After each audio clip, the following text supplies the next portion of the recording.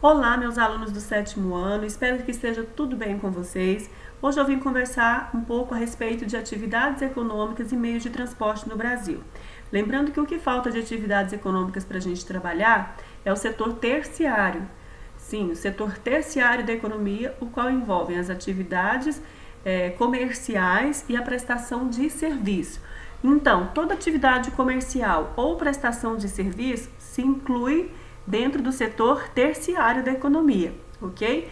Lembrando que prestação de serviço envolve todo tipo de profissão, professor, economista, secretária, aviador, mecânico, todas essas profissões são profissionais que não têm os meios de produção, certo? Que não são donos de empresa, não são donos de grandes propriedades rurais com o objetivo de produzir para atender o mercado interno ou exportar, portanto, vendem a sua força de trabalho, são prestadores de serviços, ok?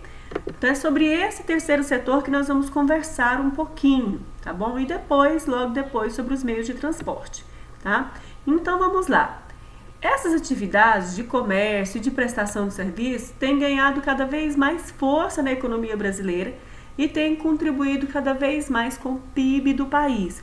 Nós sabemos que o Brasil é um país tipicamente agrário, né, que o setor primário ele tem grande força, né, ou seja, a produção da pecuária, do extrativismo e da agricultura tem grande força no nosso país, porém, nós temos observado nos últimos anos, nas últimas décadas até, um crescimento muito grande do setor terciário.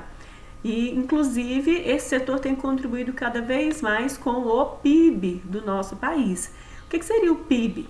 Produto Interno Bruto, tá? Não se esqueça, você ainda vai ouvir falar muito sobre o PIB.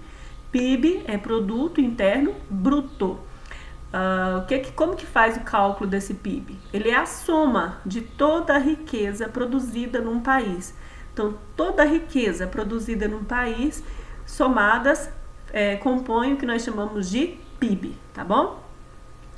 As atividades do comércio e prestação de serviço são as que mais empregam a PEA, População Economicamente Ativa. Então, PEA, População Economicamente Ativa. Quem faz parte da PEA? Quem é essa população economicamente ativa? São as pessoas que possuem idade, que estão na idade de trabalho, né? Que estão desde os 14 anos até a fase, né, da terceira idade, que nós chamamos, né, até idosos. Então, são pessoas que estão aí na idade de trabalho, que possuem condições de trabalho. Então, são essas pessoas que fazem parte da população economicamente ativa. Então, o setor terciário é aquele que mais empregam as pessoas que faz parte desse grupo, né, da população economicamente ativa. Então, assim, de cada 100 brasileiros, aproximadamente 71 estão em atividades ligadas ao comércio e ao serviço, tá bom? Esse gráfico aqui, ele ficou um pouquinho apagadinho aqui, não dá para vocês verem, mas eu vou explicar. Essa parte laranja aqui é o setor terciário, tá? Está escrito aqui setor de serviços, tá? Então, esse gráfico aqui, ele é de 2010, um mais recente, de 2015, mostra já um avanço aí. Se a gente fosse observar esse mais recente, mostraria um avanço ainda maior. Esse aqui, né, de 67% da população economicamente ativa compõe o setor de serviço, setor terciário, e hoje esse número é maior. Aqui em 2010, o qual o gráfico está mostrando, 27% setor secundário, né, a indústria, e 4% setor, aí o setor primário, né, ou seja, da população economicamente ativa, entendam bem. Então, pessoal, o que a gente observa? Que o setor de serviços aí emprega, possui, né, mais empregos formais aí. E esse número ainda hoje ele aumentou, ok? Agora, sobre os meios de transporte e a integração do território, nós sabemos que os meios de transporte é de extrema importância para a circulação de pessoas e de mercadorias no nosso país.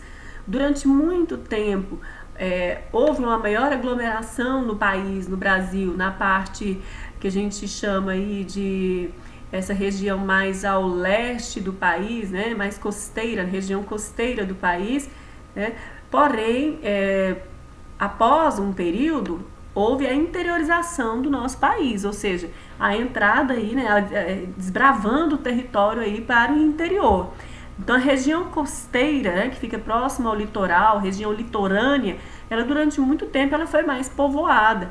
Mas houve um momento em que percebeu-se essa necessidade de desbravar o território e de entrar aí para dentro do território para desbravar e conhecer outros lugares, né, e assim desenvolver outras regiões do nosso país.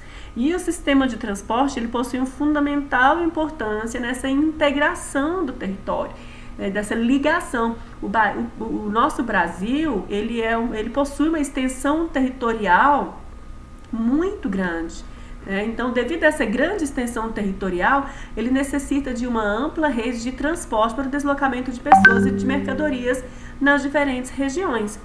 Então, nós temos um país grande, né, uma extensão territorial enorme, e para poder integrar esses lugares, essas regiões, possibilitar que haja o deslocamento de pessoas e mercadorias nessas diferentes regiões, é necessário um sistema de transporte, uma rede de transporte que seja adequada.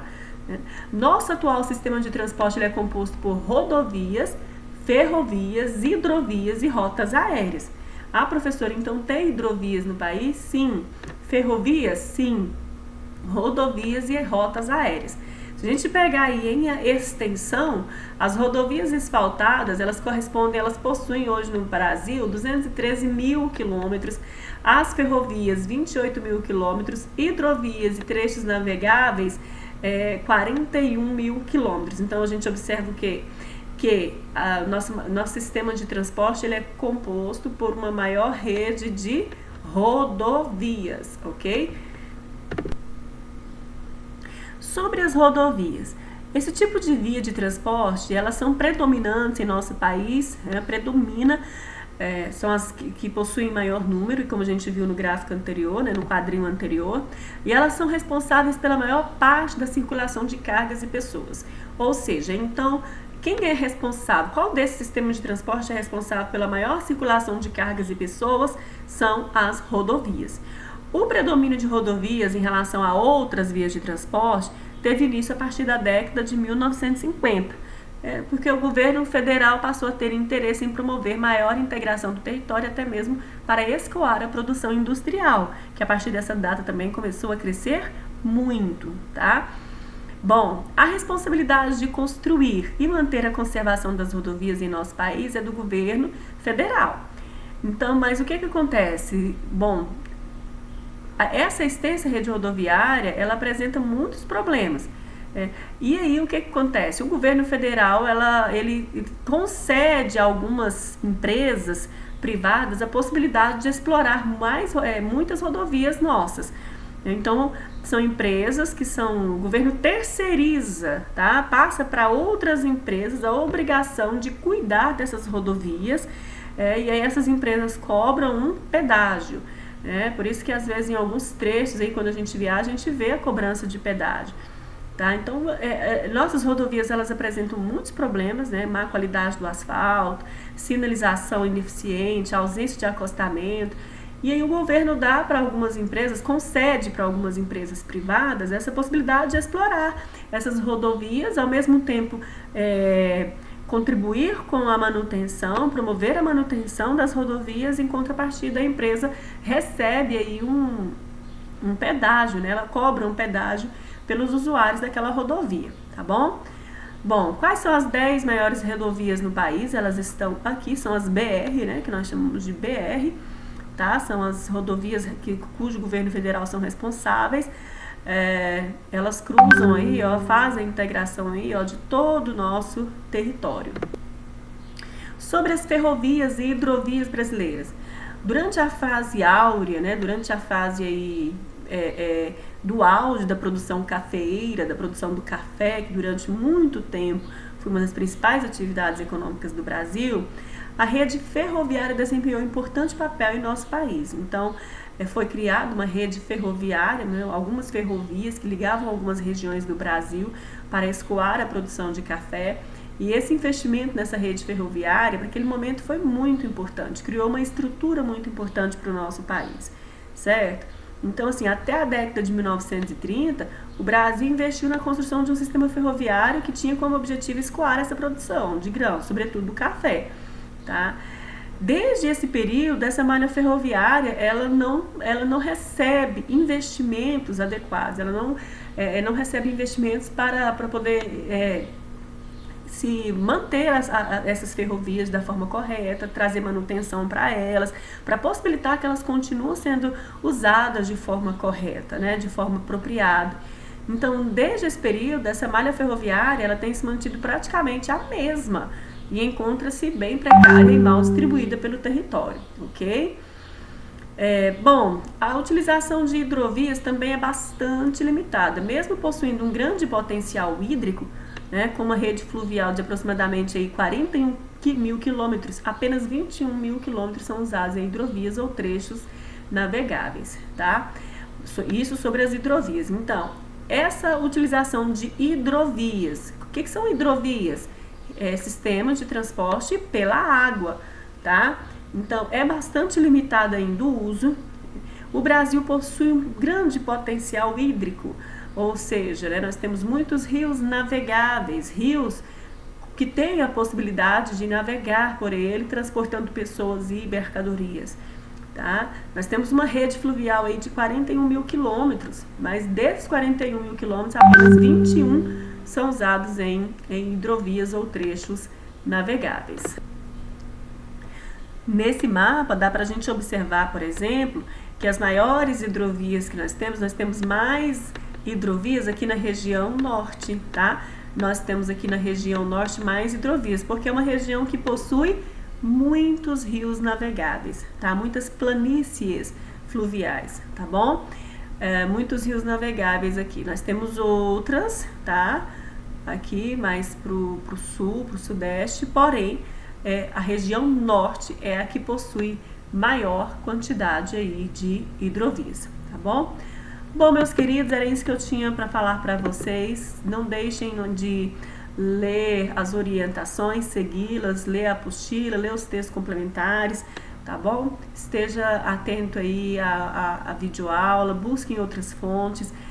Se precisar de alguma coisa, estou aqui, pode entrar em contato comigo.